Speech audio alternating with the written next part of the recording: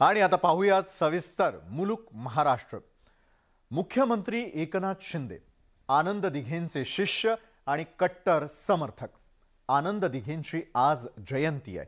आनंद दिघेंच्या जयंती निमित्ताने न्यूज 18 लोकमतने मुख्यमंत्र्यांशी संवाद साधला। आनंद दिघेंच्या आठवणींनी एकनाथ शिंदे मात्र भावुक झालेले पाहायला मिळाले। यावेळी त्यांनी आनंद दिघेंबाबतच्या काही आठवणी देखील शेअर केल्या। आनंद दिघेंच्या कामाचं काही जणांना दुःख झाल्याचा टोला त्यांनी उद्धव ठाकरेंवर नाव न घेता लगावला, तर दुसरीकडे ठाकरे शक्तीस्थळावरती ठाकरे जाणून बुजून न गेल्याचंही त्यांनी म्हटलंय। ही वास्तू खरं म्हणजे दिघे साहेबांच्या वास्तव्याने पुनीत झालेली पवित्र झालेली वास्तू आहे आणि या वास्तूत आल्यानंतर त्या सगळ्या जुन्या आठवणी जुन्या भावना ज्या आहेत दिघे साहेबांच्या बरोबर आम्ही काम केलेलं आहे। खरं म्हणजे ही सगळी वास्तू जे सगळीकडे साहेबांचंच वास्तव्य होतं। इथे बसायचे, बाहेर बसायचे, मागे बसायचे आणि आम्ही सर्व कट्ट्यावर बसायचो समोरच्या। येणाऱ्या प्रत्येक माणसाला ते भेटायचे। दिघे साहेबांच्या बरोबर मी खूप ठिकाणी त्यांच्या सोबत फिरलो आहे। काही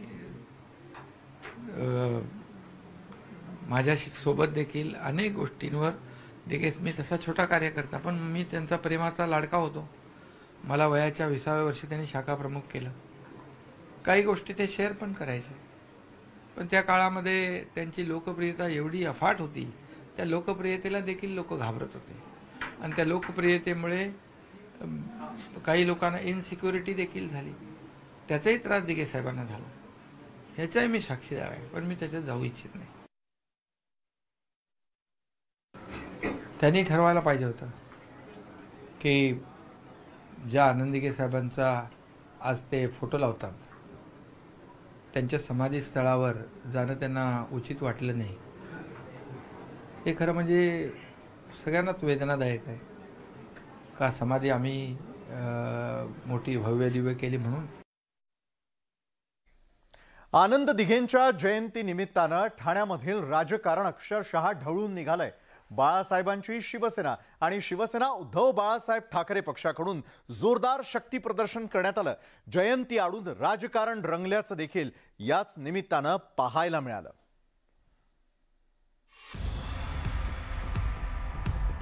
ठाण्याच्या मुंब्रा परिसरातील हे होर्डिंग सर्वांचं लक्ष वेधून घेत आहेत। ठाण्यातील शिवसेनेचे नेते आनंद दिघेंच्या जयंतीनिमित्त आमदार जितेंद्र आव्हाड यांनी आपल्या मतदारसंघात हे होर्डिंग लावलेत। खरं तर आव्हाड हे राष्ट्रवादी काँग्रेसचे आमदार आहेत, पण आता बदललेल्या राजकीय समीकरणाच्या पार्श्वभूमीवर आनंद दिघे यांच्याशी वैचारिक नातं सांगण्याचा प्रयत्न सर्वच राजकीय पक्षांकडून केला जातोय। शिवसेनेतील शिंदेंच्या बंडानंतर ठाण्यातील राजकारणात आनंद दिघेंचं महत्त्व वाढलंय।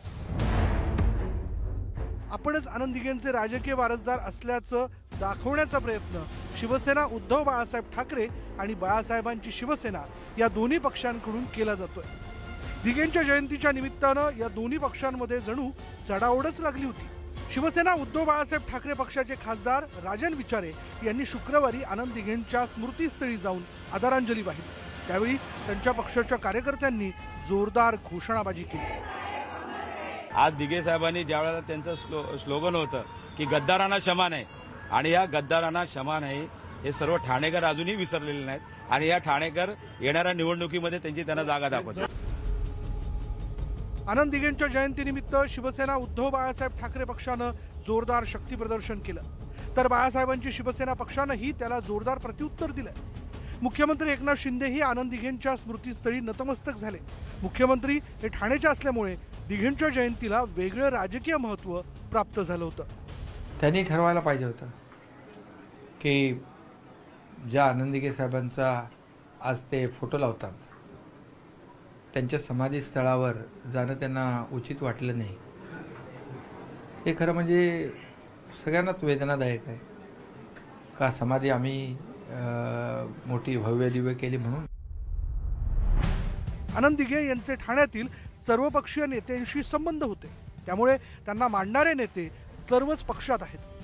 पण बदललेल्या राजकीय परिस्थितीच्या पार्श्वभूमीवर ठाण्यातील राजकारण पुन्हा एकदा आनंद दिघेंभोवती फिरू लागल्याचं पाहायला मिळतंय. Bureau report, news 18 Lokmat.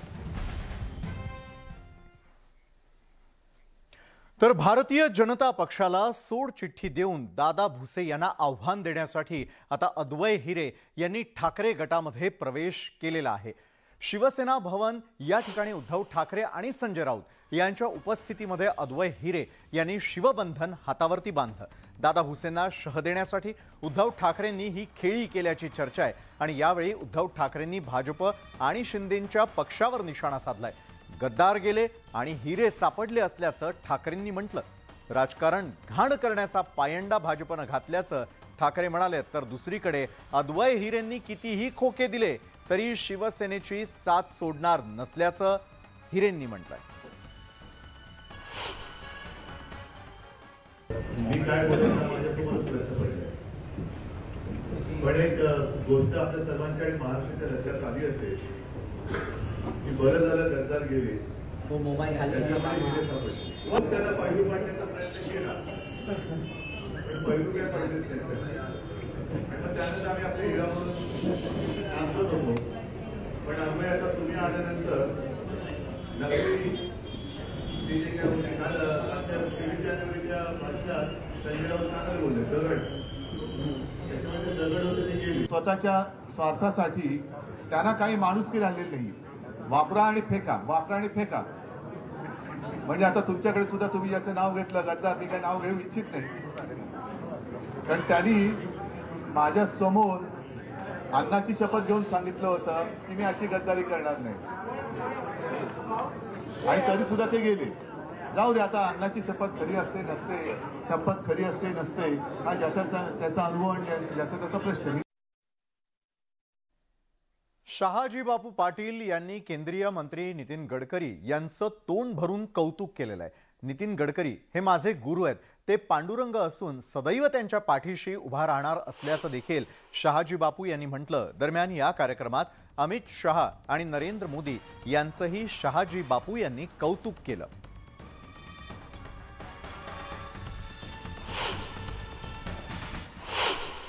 भारताच्या केंद्रीय मंत्रिमंडळात कपाळावरचं कुंकू आज वैभवशाली आहे ते नरेंद्र मोदीचे आहे, हळद आहे ते अमित शहाचे आहे आणि डोरलं मंगळसूत्र आहे ते नितीन गडकरी आहे. हेच महाराष्ट्र तुमच्या माझ्या शान आहे. आपल्या महाराष्ट्राची शान बान आन आज दिल्लीच्या दरबारात संपूर्ण भारत देशात नव्हे तर संपूर्ण जगात एकच नाव गाजतंय, विकास रत्न नितीन गडकरी. नितीन गडकरी, नितीन गडकरी. युरोपला गेला तर नितीन गडकरी, स्कॉटलंडला गेला नितीन गडकरी, इंग्लंडला गेलं तर नितीन गडकरी, रशियात गेलं तरी नितीन गडकरी. हे कर्तृत्व गडकरी साहेबांनी दिल्लीत जे दाखवलं त्याबद्दल संपूर्ण महाराष्ट्राच्या वतीनं मनापासून मी तुमचं अभिनंदन या ठिकाणी करतो. महाविकास आघाडीमध्ये सुरू असलेला गोंधळ हा सामान्यांना समजण्याच्या पलीकडे गेलेला आहे. संजय राऊतांना वंचित बहुजन आघाडी महाविकास आघाडीमध्ये हवी आहे आणि त्यामुळे त्यांनी प्रकाश आंबेडकरांना शब्द जपून वापरण्याचा सल्ला दिला. तर राऊतांच्या सल्ल्यावरती प्रकाश आंबेडकरांनी देखील जोरदार टोला लगावलाय. एकंदरीतच आघाडीत येण्याच्या आधीच भांडे वाजायला सुरुवात झाली आहे. अशा प्रकारची विधानं करणं हे आम्हाला मान्य नाही, अजिबात मान्य नाही. मला हा सल्ला उद्धव ठाकरेंनी दिला तर मी मानेन. शिवसेना ठाकरे गट आणि वंचित बहुजन आघाडीत आत्तापासूनच अशी खणाखणी सुरू झाली आहे. शिवसेना ठाकरे गट आणि वंचित बहुजन आघाडीची युती होऊन अजून 4 दिवसही उलटले नाही, तोच दोन्ही पक्षातल्या नेत्यांनी एकमेकांवर तोफ डागायला सुरुवात केली आहे. प्रकाश आंबेडकर यांनी नेहमीच काँग्रेस आणि राष्ट्रवादी काँग्रेसवर जहाल टीका केली आहे. शरद पवारांचे कडवट विरोधक अशी प्रकाश आंबेडकरांची प्रतिमा आहे. तर दुसरीकडे संजय राऊत आणि राष्ट्रवादी काँग्रेसचे अध्यक्ष शरद पवार यांचं सख्य लपून राहिलेलं नाही. परिणामी प्रकाश आंबेडकरांनी शरद पवारांवर टीका केल्यानं संजय राऊत पुढे सरसावले आहेत. प्रकाश आंबेडकर यांनी महाविकास आघाडीतले जे प्रमुख पक्ष आहेत, मग काँग्रेस असेल, राष्ट्रवादी काँग्रेस असेल, त्यांच्याविषयी अशा प्रकारची विधानं करणं हे आम्हाला मान्य नाही, अजिबात मान्य नाही. विशेषतः माननीय शरद पवार हे महाराष्ट्राचे आणि देशाचे एक उत्तुंग नेते आहेत. ते भाजपचे आहेत असं म्हणणं हा त्यांच्या आतापर्यंतच्या कारकिर्दीवरचा एक फार मोठं आरोप आहे. त्याने भाजपला रोखण्याचा प्रयत्न केला प्रत्येक वेळी, आणि आज सुद्धा या देशामध्ये जेव्हा विरोधी पक्षाच्या एकीचा विषय आपण करतो तेव्हा आपण शरद पवार यांचं नाव प्रामुख्याने घेतो. राष्ट्रवादी काँग्रेसचे अध्यक्ष शरद पवारांसोबतच्या सख्यामुळे संजय राऊतांनी तोफ डागली, तर प्रकाश आंबेडकर यांचीही उद्धव ठाकरेंसोबतची मैत्री सर्वांच्याच परिचयाची आहे. या मैत्रीच्या अनुषंगानं प्रकाश आंबेडकरांनीही संजय राऊतांच्या जिव्हारी लागणारी टीका केली आहे. यायचं असेल म्हणजे महाविकास आघाडीत यायचं असेल तर शरद पवार किंवा बोलणे टाळावे असा सल्ला दिला संजय राऊत. मला हा सल्ला उद्धव ठाकरेंनी दिला तर मी मानेन. महाविकास आघाडीमध्ये आधीच 3 पक्ष आहेत, त्यात आता वंचित बहुजन आघाडीच्या निमित्तानं चौथ्या पक्षाचा प्रवेश होईल की नाही यावरून संभ्रम निर्माण झालाय. तर दुसरीकडे युती होऊन 4 दिवसात दोन्ही पक्षात सुरू झालेली ही खणाखणी आघाडीची वाटचाल बिघाडीकडे सुरू असल्याचं दाखवून देण्यासाठी पुरेशी आहे. Bureau report, news 18 Lokmat. Lok Sabha निवडणुकांसंदर्भामध्ये एक सर्व्हे समोर आलेला आहे. या सर्व्हेमध्ये महाविकास आघाडीला फायदा होत असल्याचं दाखवण्यात आलेलं आहे आणि यावरूनच आता राज्यात राजकारणाला सुरुवात झालेली आहे. सर्वच पक्षांकडून दावे प्रतिदावे करण्यात येत आहेत. महाविकास आघाडी 48 जागा जिंकेल असा विश्वास उद्धव ठाकरेंनी व्यक्त केलाय, तर भाजप सर्वेच नाही तर विकासाचं राजकारण करतं असं चंद्रशेखर बावनकुळेंनी म्हटलं. तसंच 51% मतं मिळवणार असल्याचा दावा बावनकुळेंनी केलाय. मुख्यमंत्री शिंदेंनी मात्र सर्व्हेच्या विश्वासार्हतेवरच प्रश्नचिन्ह उपस्थित केलंय.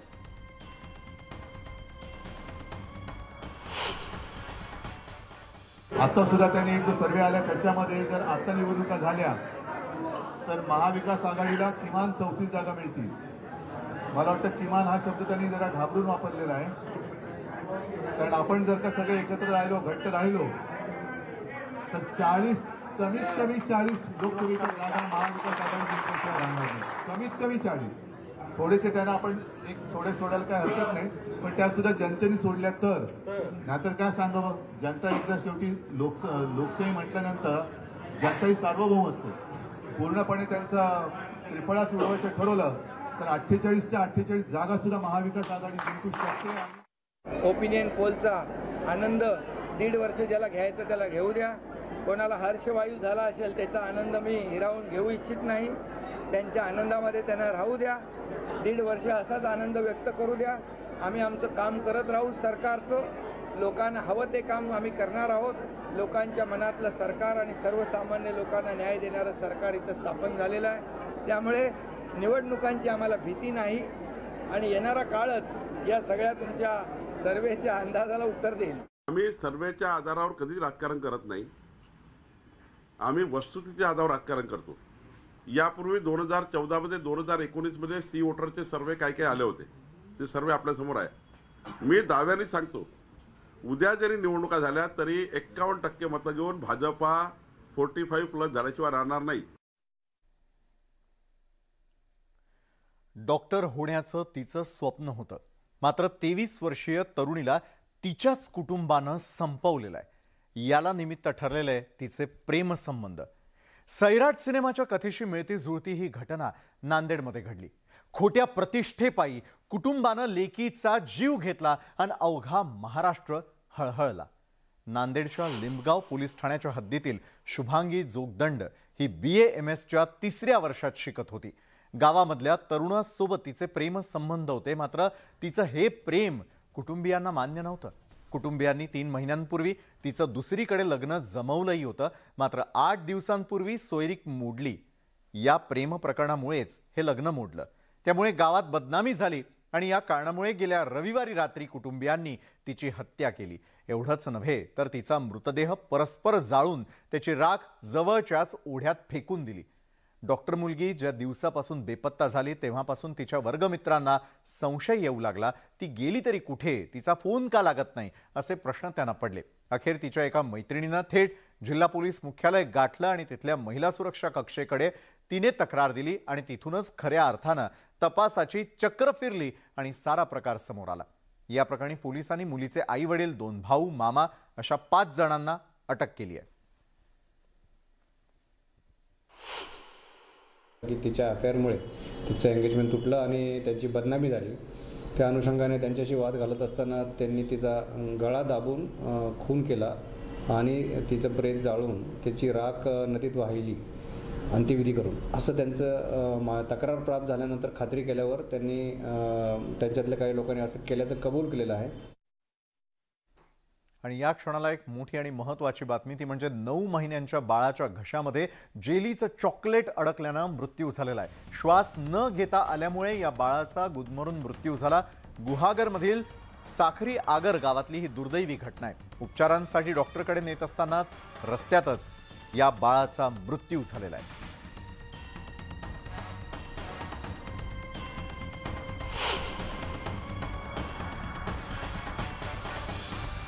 त्यामुळे जर तुमची मुलं जेलीची चॉकलेट खात असतील तर मात्र निश्चितच काळजी घेण्यासंदर्भातली ही बातमी आहे. कारण एका लहानग्याला हे जेलीचं चॉकलेट देण्यात आलेलं होतं आणि घशात अडकल्यानंतर मात्र त्याचा दुर्दैवी मृत्यू झालेला आहे. शेतकऱ्यांचा मित्र असलेल्या सापांनी सर्पोद्यानामध्ये तब्बल 36 लाखांचे उंदीर फस्त केले. पिंपरी चिंचवड महापालिकेचं प्राणी संग्रहालय मागील 7 वर्षांपासून नागरिकांसाठी बंद आहे. बरं, प्राणी संग्रहालय बंद असलं तरी देखील सापांचं खाणं मात्र सुरूच आहे.